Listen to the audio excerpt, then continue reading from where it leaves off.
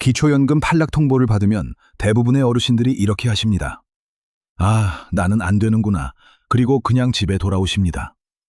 내 소득 인정액이 정확히 얼마로 잡힌 건지, 기준이랑 얼마나 차이가 나는 건지 알아보고 싶어도 어디서 어떻게 물어봐야 할지 막막하십니다. 막상 물어보자니 번거롭고 알아봐야 뭐가 달라지나 싶기도 하십니다.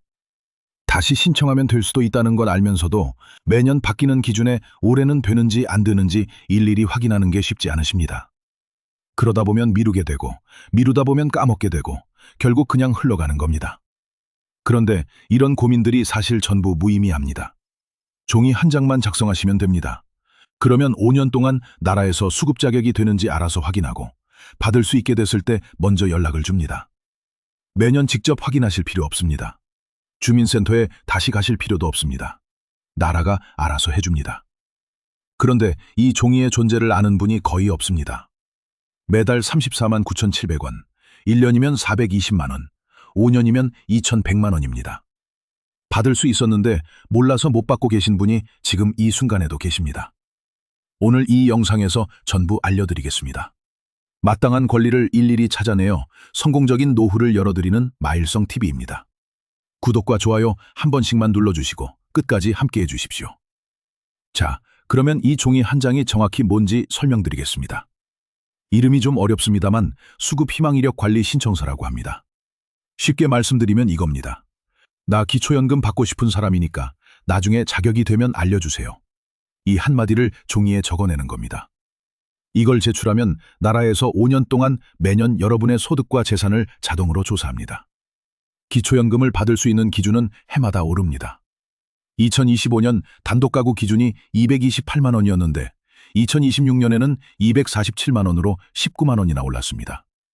이렇게 기준이 올라서 여러분의 소득 인정액이 기준 안에 들어오게 되면 나라에서 먼저 연락을 줍니다. 우편물과 문자 메시지로 알려줍니다. 어르신, 올해는 기초연금 받으실 수 있을 것 같습니다. 다시 신청해 보세요. 이 연락을 받는 겁니다. 이걸 안 해놓으면 어떻게 되느냐? 아무 연락도 안 옵니다. 기준이 아무리 올라도 여러분이 받을 수 있게 됐어도 아무도 알려주지 않습니다. 본인이 직접 찾아가서 다시 신청하지 않는 한 그냥 지나가는 겁니다. 실제 사례를 하나 말씀드리겠습니다. 한 어르신이 만 65세가 되셔서 기초연금을 신청하셨습니다. 그런데 그때 당시 선정 기준액을 초과해서 탈락하셨죠. 다행히 이 어르신은 신청할 때 수급 희망 이력 관리 신청서를 함께 내셨습니다. 그랬더니 다음 해 초에 우편물과 문자 메시지가 왔습니다. 올해 선정 기준액이 크게 올랐으니 재신청해 보시라는 안내였습니다. 어르신은 처음에 망설이셨습니다. 또 떨어질 것 같아서 신청을 안 하려고 하셨죠. 그런데 상담원이 직접 연락해서 모의 계산까지 해주면서 재신청을 적극 권유했습니다. 결과는 수급 성공이었습니다. 만약 이 어르신이 수급 희망 이력 관리 신청서를 안 내셨다면 어떻게 됐을까요? 아무 연락도 안 왔을 겁니다. 나는 안 되는 사람이구나 하고 계속 포기하고 계셨을 겁니다. 받을 수 있는 돈을 몇 년째 놓치고 계셨을 겁니다. 종이 한 장의 차이가 이렇게 큽니다. 그리고 여기서 더 중요한 내용이 있습니다. 이 제도가 앞으로 더 강력하게 바뀝니다. 지금까지는 수급 희망 이력 관리를 신청해 놓으면 나라에서 재신청해 보세요 하고 안내만 해줬습니다. 안내를 받고도 본인이 직접 다시 주민센터에 가서 서류 내고 신청해야 했습니다. 그런데 보건복지부가 기초연금법 시행령 개정안을 입법 예고했습니다. 내용이 뭐냐면 수급 희망 이력 관리 대상자의 수급 가능성이 확인되면 기초연금을 신청한 것으로 간주하겠다는 겁니다. 쉽게 말하면 이겁니다. 예전에는 나라에서 될 것 같으니 다시 오세요 하고 알려만 줬습니다. 앞으로는 나라에서 확인해 봤더니 되십니다. 신청한 걸로 처리하겠습니다 하고 알아서 해주는 겁니다. 본인이 주민센터에 다시 가지 않아도 됩니다. 복잡한 서류를 다시 준비하지 않아도 됩니다. 나라에서 수급 가능성을 확인한 날에 바로 기초연금을 신청한 것으로 처리됩니다. 이게 실현되면 한번 탈락했다고 포기했던 분들이 자동으로 기초연금을 받게 되는 길이 열리는 겁니다.